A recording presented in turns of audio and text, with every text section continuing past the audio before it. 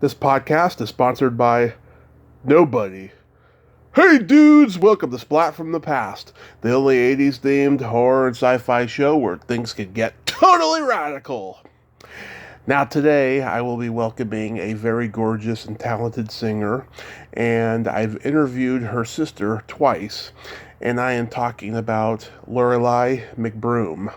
I have interviewed her sister Marcia McBroom, and now I'll be interviewing Lorelei today. She has been a backup singer for great people like the Rolling Stones, Pink Floyd, Rod Stewart.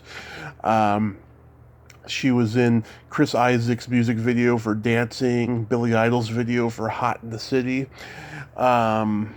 She has worked with Nile Rodgers. She has done a lot of great work, and we're going to be talking about all of that stuff today. She has a new project. I don't know what it is necessarily, but we're going to talk about it today, and I can't wait. It's going to be fantastic. Like I said, she's a very gorgeous and talented singer, comes from a very talented family, and I can't wait to talk to her today. So yeah, here is my interview with Lorelei McBroom.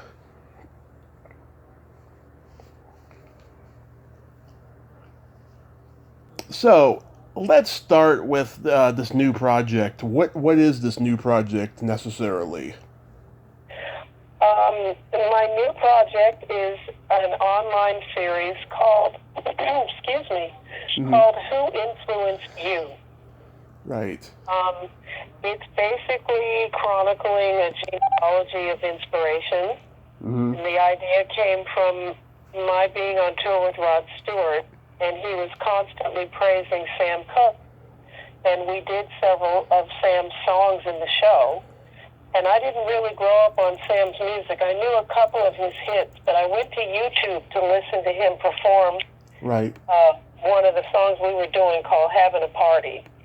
And I was so moved by his performance, I thought, wow, wouldn't it be amazing if young bands could hear some of the artists that inspired people that they like, you know, and it could really kind of mix up the new music that's out there. I love that blend when people dig into the past and kind of re-envision it, like Harry Styles or Amy Winehouse, Joss Stone, Bruno Mars. Right. You know, so that encouraged me to come up with this concept. And originally I was going to do it with one of the DJs, the head DJ on the morning show, KRF 101, Right. their morning drive show. He had encouraged me to come up with a concept so that we could do something together. But I moved back to New York, and so it wasn't possible since he's on the radio every day. Right. Wow. Yeah, I saw the preview for it on YouTube, but I didn't know if it was old or new news, so that's why I had to ask. Yeah, it's brand new. I've released the first episode, which is in 3 parts, featuring Steve Hackett. And for people that may not know Steve, he was originally in Genesis from 1971 to 1975, and then he went solo. Right. And my sister, Durga McBroom, and I sang on his last 2 albums. He's got a new album out right now, Surrendered Silence, and we're on a song called Wing Beats, which is kind of about Africa, really, and features beautiful footage from a trip that he and his wife, Jo, took. So we discussed that, and the other song was called The Underground Railroad, and it was about, after he read a book by the same name, about the whole experience of slavery in the United States and the journey of Harriet Tubman, and he wanted authentic American black singers on that, so he let my sister and I do lead vocals on that. We discussed that. And then I hooked up with another artist named Fernando Perdomo, who has also done work with my sister and I on our album, Black Floyd, which came out last year. And he's worked with Dave Kersner, who actually introduced me to Steve, and he's got a bunch of solo records himself. So he and Steve and I had a great conversation. And the third part is with three young musicians who were also influenced by progressive music or had an appreciation for Steve. And we talked about that. So that's where I kind of tie into the idea of the young artist being influenced by the older one and seeing how that may incorporate into their taste or their skill, excuse me, or their pursuit. Right. Wow, that is awesome. I can't wait to see that. That's going to be great. Yeah, I have a YouTube channel called Who Influenced You. We're also on Facebook at Who Influenced You and Instagram, Who Influenced You. And all the videos are on the YouTube channel. That's awesome. And I made some highlight clips as well, because I know sometimes people have a short attention span. Yeah. So I made clips from each one of the segments. That is awesome. I love it. So, going back in time, what age did you start gravitating toward music? Well, I was actually trained in classical piano at the age of 4. Mm-hmm. So I go all the way back to early childhood. By the time I was 6, I was playing recitals. And I gave up piano because my teacher told my parents that I had a bad technique. I was reading the music and then looking at my hands, which is absurd. But I gave up piano and moved to guitar. And while I was playing folk guitar, I started singing. So I just stuck with that and just kept elaborating. You know, in high school, I was in choirs and sang at my sister's wedding when I was 14. I managed to get some other student musicians to record a track, Right. like a karaoke track, and we did For the Love of You, my sister and I. That was beautiful, for my sister Marcia's wedding. Mm-hmm. What kind of music did you love growing up? Who influenced you? Well, there's several different influences that affected me. Musically, I remember having Meet the Beatles when I was 5 and a Chuck Berry album. But I also love musicals because we grew up in that era of West Side Story, Funny Girl, eventually led to Lady Sings the Blues. So I love Barbra Streisand. I love Diana Ross. And I, kind of imitated those singers, as well as Joni Mitchell was a huge influence on me in junior high because I had the interest in folk music. So it was a combination of those three, which was complete. Each one of them brought something different to the table. And eventually I took voice lessons. So I learned some classical technique. I didn't really indulge in opera, but I learned an aria, and so there was a lot of different stuff going on around me. As far as like most black singers and most American black singers have a root in the gospel church. That I didn't have. So that made me a little bit different. Mm-hmm. And it wasn't until really after touring with the Rolling Stones that I got deep into the blues. I always had an appreciation for jazz because my father played all kind of music in the house, from classical music to jazz to opera, to contemporary music. Mm-hmm. So all those things were kind of sifting through my developmental years. Yeah, so originally it was just your dad's music, and then as you got older, you had more appreciation for it. Yeah, but it wasn't just from him. It was kind of coming from all sides, especially given that I was coming up in the 60s and 70s. That era was so rich in terms of music and the way that people were mixing styles. You had the folk pop kind of thing coming out of California. And then on the East Coast, there was certain funk music, and then you had Detroit with Motown, so a lot of different stuff was happening, and I was just taking it all in. Do you remember the first album you ever bought? Well, like I said, I remember having Meet the Beatles when I was 5.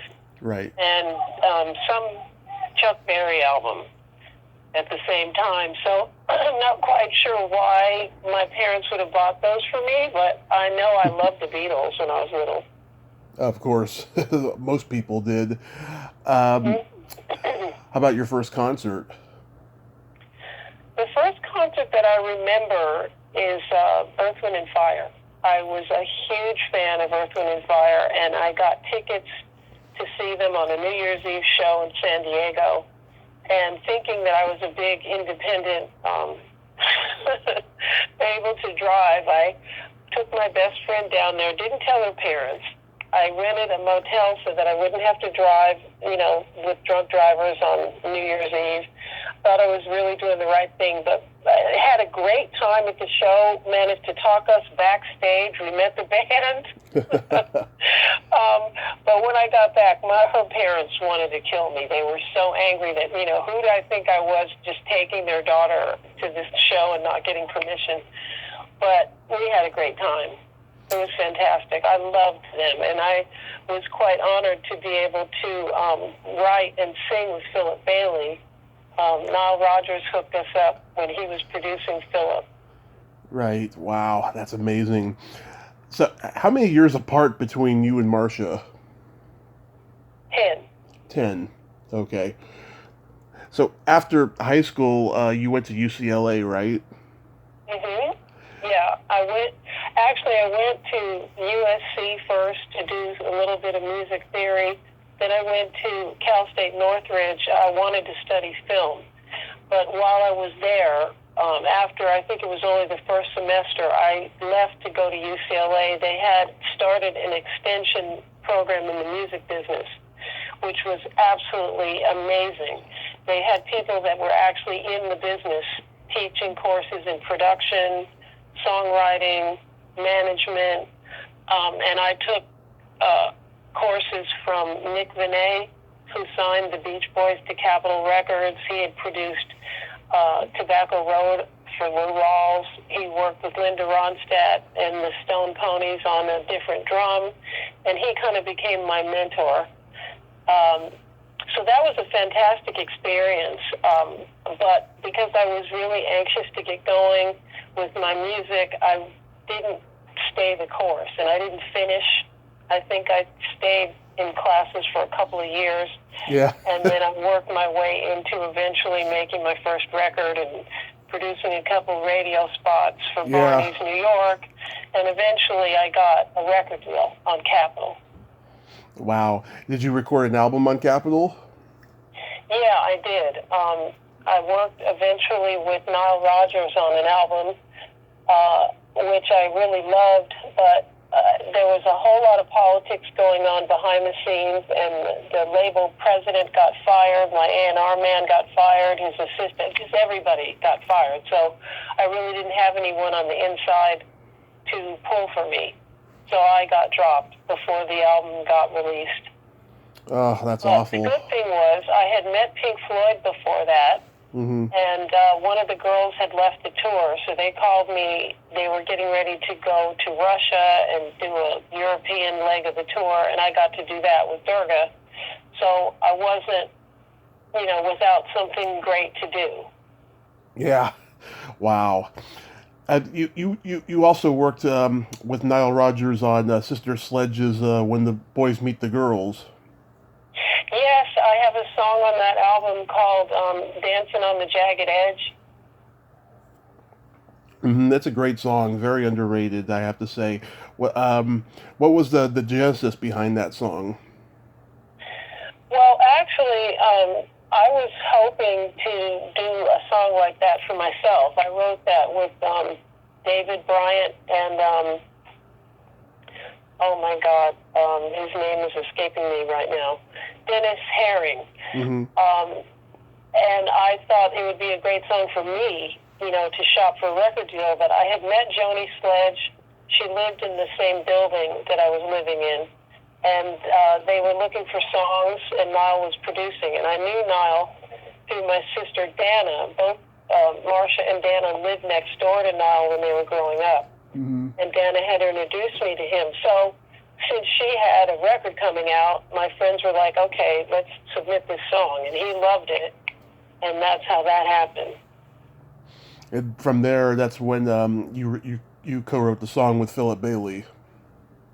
Yes, because I had done that with the song for Sister Sledge. Niall was producing, after Easy Lover, he produced an album on Philip, and he thought I'd be a good match. And Philip had a song he was having trouble finishing. He had a great track he had written with Phil Collins on drums, Nathan East on bass, Ray Parker Jr. on drums, and George Duke on keyboards. And it's kind of a mellow song, but we wrote a really pretty melody for it, so that was a great experience. Yeah, it seems like you had this domino effect of everything coming together. Well, I was really lucky that I met some very successful and talented people early on when I moved to New York. Like I said, my sister introduced me to Niall, and I also met Anthony Jackson, who is a bass player's bass player. So he introduced me to some of his friends who were A-list musicians, you know, so I was really very fortunate to be brought in to a really cool inner circle of people.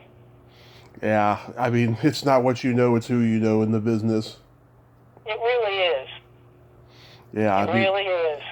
I mean, I got Pink Floyd because I've been working with this video producer who got a call from them. They were looking to, as my sister says, David Gilmour said they were looking to add some color to the band, and he recommended me.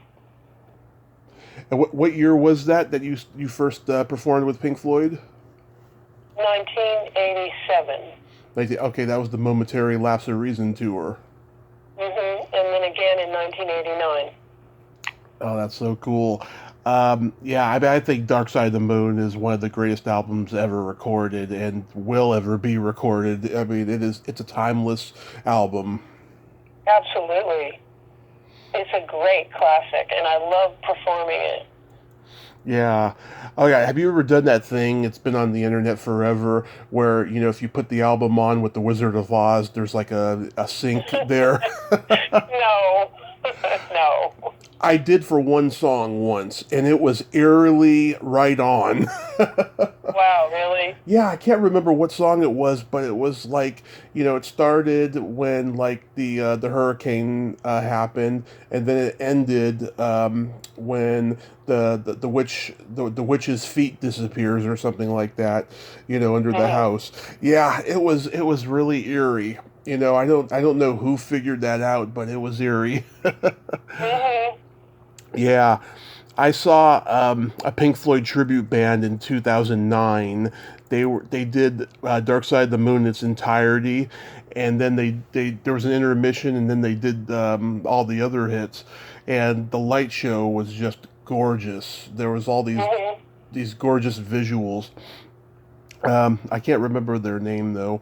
I also saw Roger Waters do The Wall in its entirety at AT&T Park in San Francisco in 2012, and I enjoyed that. But I don't know, the music sounded pre-recorded. It may have been. Who knows?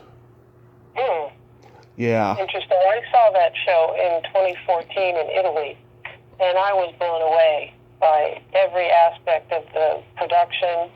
I thought it was just fantastic. But, you know, I sing with the Australian Pink Floyd show now. And it's a fantastic light show. It's just beautiful. The music is very well played, and I really enjoy that. Yeah, I mean, I mean, I had a great time with both of those shows. You know, it was just spectacular. Is there a certain Pink Floyd song that you just love, that you resonate with the most? Well, one of my favorites from the album that my sister and I made, you know, we did 7 Pink Floyd covers and 6 originals. I did a version of Poles Apart from the Division Bell, and that's one of my favorites. Yeah, I love Have a Cigar.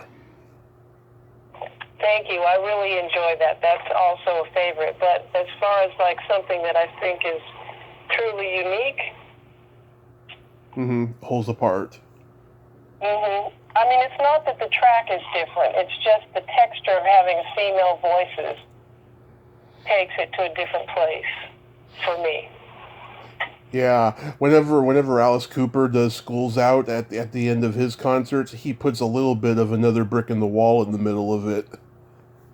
Yeah, I think I've heard that before. Yeah, there's a couple of those performances on YouTube. I thought that was pretty cool. I love it when a band does that. You know, like the Bangles when they do Walk Like an Egyptian, they put Mrs. Robinson in the middle, or they put the Who's Magic Bus in the middle.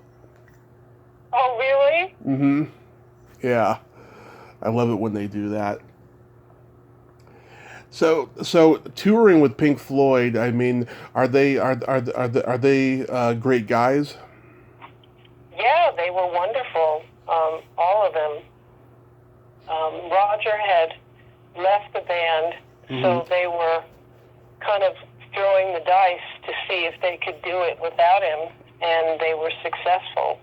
So they were happy, and, you know, because of the fact that they didn't have their photographs all over the album covers and stuff, they had a lot more anonymity, and I think that affected the way that they treated everyone. You know, they didn't have the same kind of rock star ego or rock star installation, for that matter. I mean, when I toured with the Rolling Stones, Mick had to have an impersonator that would go out the front door, so the paparazzi or the fans would follow him, so that Mick could have the freedom to go out the back without anybody looking for him. I mean, that's how intense it got. But the Pink Floyd guys, they could walk out in the audience if they wanted to. I heard they did that once, and people didn't know who they were.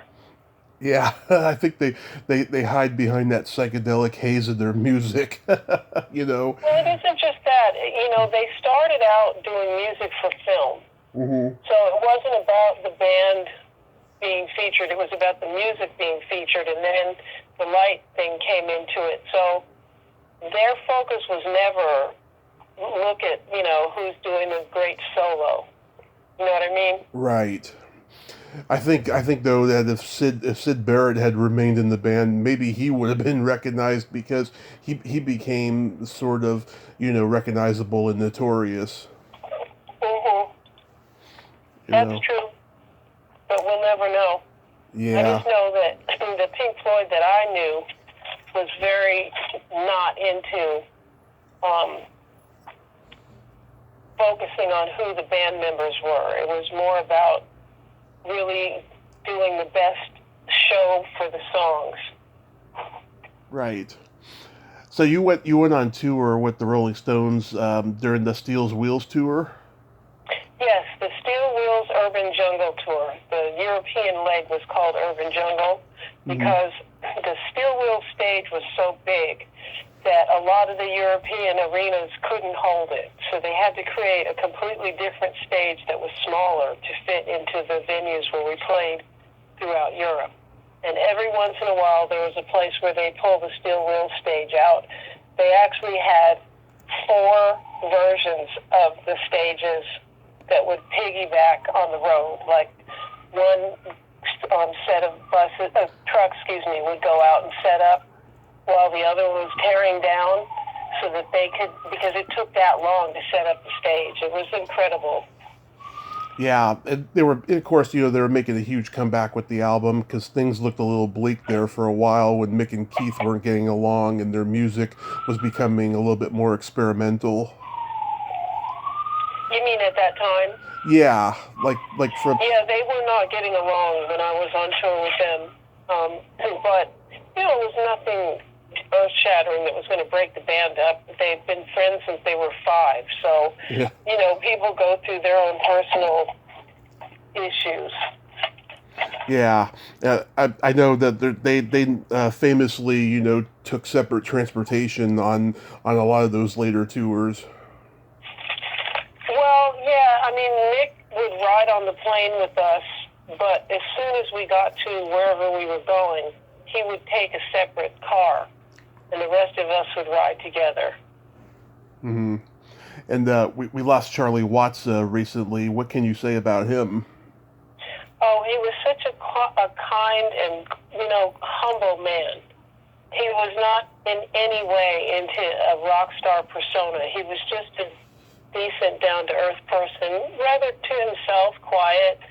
I spent the majority of my time with Bill Wyman, who was kind of the opposite, outgoing, funny, joked a lot, whereas Charlie impressed me as being a little bit more serious, but very likable. Yeah, I remember early '90s. He was interviewed on Later with Bob Costas, and he was so shy in that interview, and he looked very out of place there. I don't know why he did that interview, but it was kind of endearing, I thought. Definitely, and he was such a great drummer. He kept great time. I was really impressed by that. Back when I went on tour with them, they were in their late 40s. Charlie might have been in his early 50s, because I think Bill was the oldest. But he was solid. He was a really great drummer. Yeah, I think they kind of get short shrift as musicians because they have such a distinctive sound. It's known as the Stones sound. But I do think that they're very talented musicians. Definitely. What's your favorite Rolling Stones album? Oh God. I guess Beggar's Banquet. Yeah. I also like Tattoo You, though. Yeah, same here. The Tattoo You, that was the first Rolling Stones album that I had grown up on. My dad had it on vinyl. He had a lot of their albums on vinyl, but that was like the first one that I fell in love with was Tattoo You. Mm-hmm. My all-time favorite is Let It Bleed. Right. It's the end of the psychedelic era with the pre-70s decadence, specifically of what they would, come out with throughout the 70s. It was just an album of great timing. It was also great sadness, too, because Brian Jones had died right before, or right in the middle of recording it. Mm-hmm. And just... Well, the thing that I really appreciated about the Stones was Keith in particular, his love of the blues. Mm-hmm. And because of that, it really opened my musical experience to really delve deeper into what was blues and why he loved it and why the Stones, along with the Beatles and many, many, many British bands, were influenced by American blues. Yeah, and I heard him say in an interview, the guitarist that really influenced him as a kid was Jimmy Reed, and I thought that was very interesting. He's one of the most underrated blues guys of that era. I've not heard of him. I'll have to look him up. Oh yeah, he did a song called Big Boss Man, which many British bands covered, and yeah, he's very underrated out of all those early blues guys during the Electric era. Mm-hmm, mm-hmm. He's from the same era as Little Walter and Muddy Waters and all of them. Mm-hmm. Cool. Well, definitely I'll look him up. But that and the fact that my son's father was on the tour too, Paul Literal, he played trumpet for the Uptown Horns. And after the tour was over, he and I were in a blues band Paul started. I ended up becoming the featured lead singer, and we had a house band for 6 months, and it was in a blues bar. So I really delved into blues there, and I loved it. Yeah, we all love blues on my dad's side of the family. I mean, we're all blues aficionados, and it doesn't matter if it comes from the forefathers or the British or whoever. We just love the blues. It's just, it's great music. Definitely. Etta James, excuse me. Etta James became my all-time favorite. She and Howlin' Wolf. Yeah. Oh, they're great. Great music. I love Albert Collins. I I actually did a tour with Paul, with Albert Collins. Durga and I got to do background vocals for him. Yeah, what was he like? A short UK stint. What was he like? Really, really nice. Really quiet. Just a sweet guy. But super talented. You know, when he got on stage, he was on fire. Yeah, I mean, Lightning Hopkins is his cousin. What was it like going on tour with Rod Stewart? Oh, that was really, really beautiful. I had never been on a flight where you could sleep on the plane. And we were, first we went to Dubai. That's where the tour opened. So from LA to Dubai is a very long flight. We made a stop in London and then continued from there. So it was really nice to be able to start the tour with that kind of luxury. And we stayed in this fabulous hotel that had an incredible 24-hour restaurant. It was just opulent. But the culture there was really kind of shocking. The promoter was making us aware at that particular time the government had just passed a law that if you had a building that wasn't more than 30% completed, that you had to stop construction because they were overbuilding. And as a result, there were many immigrants who had come in to work and now had lost their jobs. And once their visas ran out, they couldn't legally work either. So they were stuck there. They couldn't afford to go home, and so they were being imprisoned. And that was really disturbing. The other thing was, you know, culturally, because it's a Muslim country, the women are very covered. And I went to, there's a very famous shopping center there that has this, like a little ski resort inside. Right. It's massive. So we went there because I had forgotten the cable for my computer. And my friend was not dressed appropriately for that place. She had on it wasn't a short dress, but it was, you know, just right at the knee. But she had a lot of cleavage showing, and the women were looking at her like with daggers in their eyes. That was kind of scary, you know. But it was still a very, very enjoyable experience. It was just different. And Dubai is beautiful. It's really beautiful. But I suspect if I had had a chance to see more of where the regular, quote-unquote, people live, I might have seen something different. Is he a good guy? He is a very, very entertaining, funny character. He's charming. He really cares a great deal about his fans. I give him tremendous credit for that. I met this lady who had found me through Facebook, and her son had committed suicide. And she was going to see Rod, and she really wanted to meet him. And so I asked him, I told him the story. I said, you know, I don't know this woman, but she reached out to me, and she'd really like to meet you. And he made arrangements to meet her in between in the set. There's like a break where he had like a 20-minute break, and he allowed her to come back and take pictures with him. And I thought that was really exceptional, you know, given what a big star he is, that he would take that time. And he was very concerned for his fans that at one point in Malta, the security guards during Hot Legs went nuts because he was kicking soccer balls out into the audience. That's one of the things he does. Yeah. And the guards started taking the balls. And he literally stopped the show and was yelling at the guards, those balls are not for you, those are for the cripples, and those are for the fans. And, you know, oh, my God, he just went nuts. Because, like I said, he really cares about his fans, and I really appreciated seeing that. Yeah. Oh, my God. My dad saw him in the Faces in 1971, I think, at Winterland in San Francisco. And, yeah, he kicked the soccer balls out into the audience then. Yeah. Because I think he played semi-pro soccer, didn't he? Yeah. Yeah. But he had a knee injury, so it kept him from continuing to be able to play. Yeah.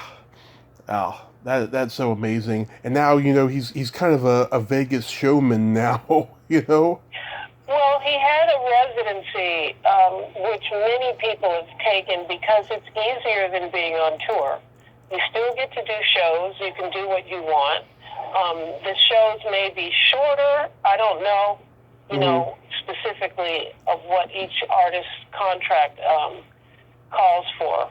You know, because I know that they like to get people that are in places like where there's gambling. They want to get them back to the floor to be spending their money on the gambling. But it doesn't mean, like, in other words, to see Lady Gaga or Bruno Mars in Las Vegas doesn't mean that they're doing Lawrence Welk music.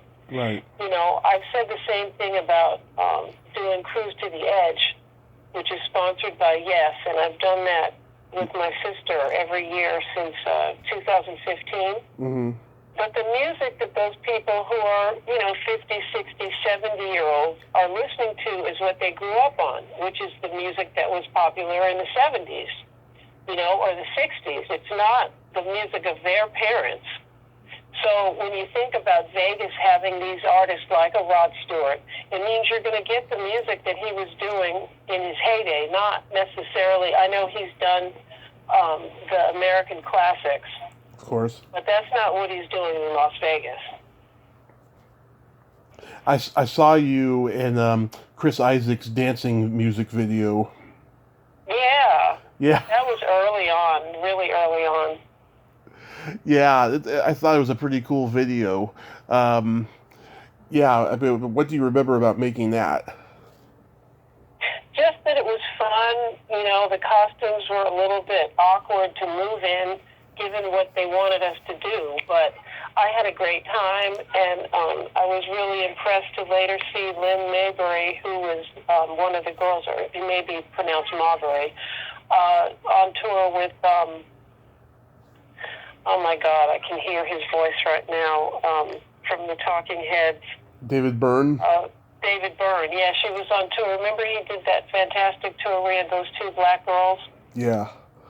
She was one of them. She Okay. manages Sheila E., last I heard. Yeah, wow. And before that, you had been in Billy Idol's Hot in the City video. Oh, that came later. That came through the producer that introduced us to Pink Floyd. Okay. That was right before the Pink Floyd tour.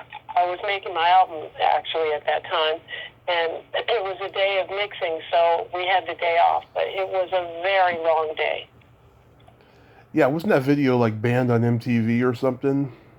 It was banned in the States because Billy's girlfriend at the time was 3 or 4 months pregnant. Mm-hmm. And it's showing, just a little bit. Yeah. But they had her on a cross, and then they pulled the cross up, and the MTV thought that was too controversial to have a pregnant woman on a cross, so they banned it. But it still was released in Europe, and he still had success with it.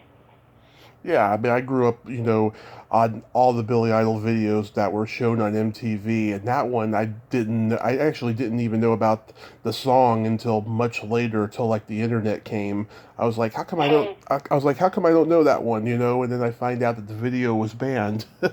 Right. Yeah, that's crazy. Yeah, but once we actually got to work, it was fun. But it was 13 hours of waiting to shoot. But once we got to shooting, it went great. So it didn't take long at all. They liked what they saw right away. Mm-hmm. I heard he's a force of nature, is he? Pardon me? I heard that Billy Idol's a force of nature, is he?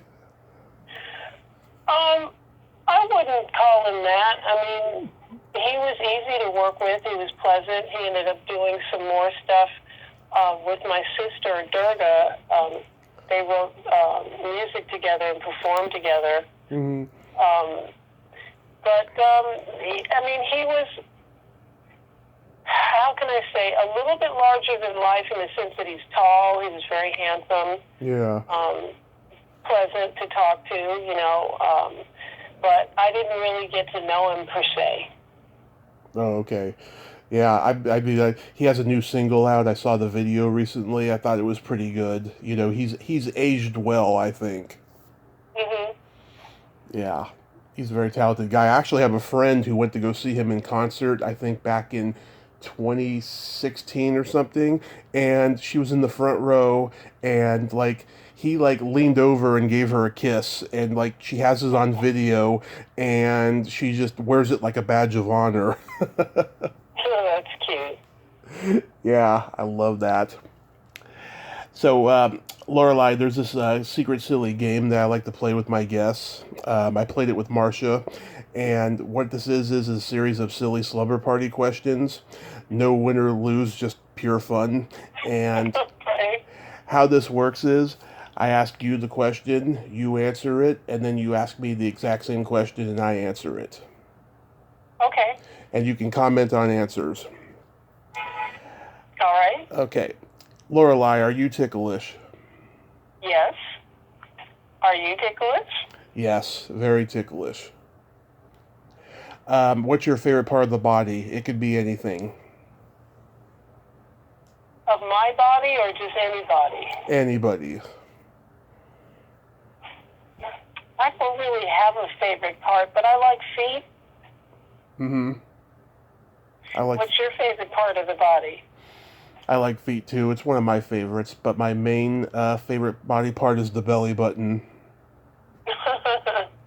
Okay. Yeah, I love it.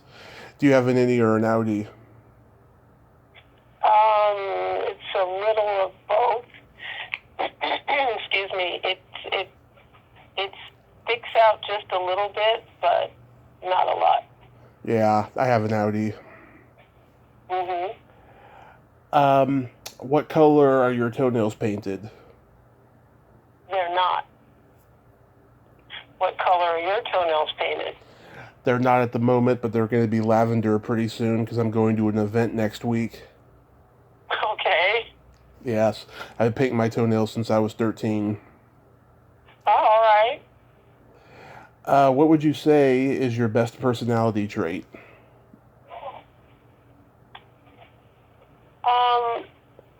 I guess that I can be friendly and outgoing.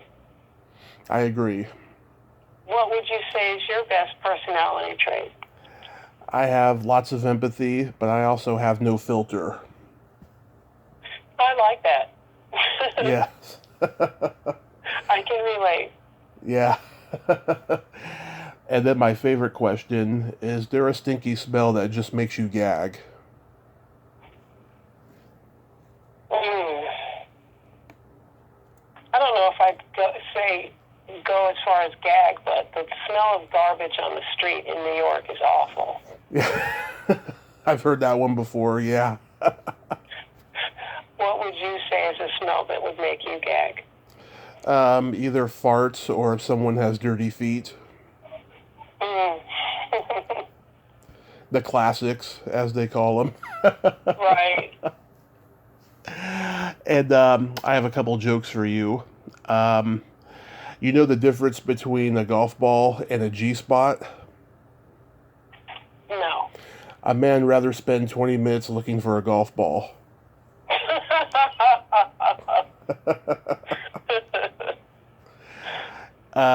What do you call a boy that doesn't masturbate? Frustrated. A liar.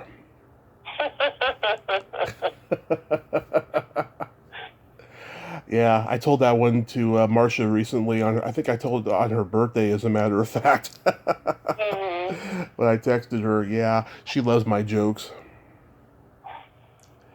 Well, Lorelei, I thank you so much for coming on today, and I hope Who Influenced You does very, very well. I can't wait to see it. You know, I've subscribed to your YouTube channels. Thank you. I look forward to hearing comments. Post something.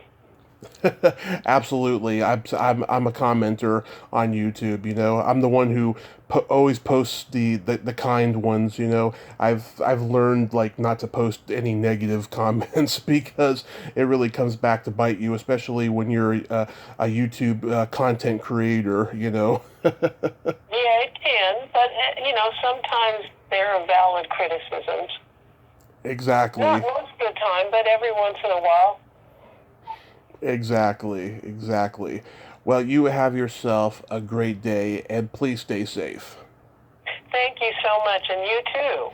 Okay, bye-bye. Have a good one. Bye. Well, there you have it. Lorelei McBroom. Ain't she a sweetheart? What a great lady, huh? Man, she's been there. She's lived life on the road with rock and roll. Well, until next time, this is Tommy Throwback Kovac saying there's no shame in living in the past because the present sucks. Later, dudes.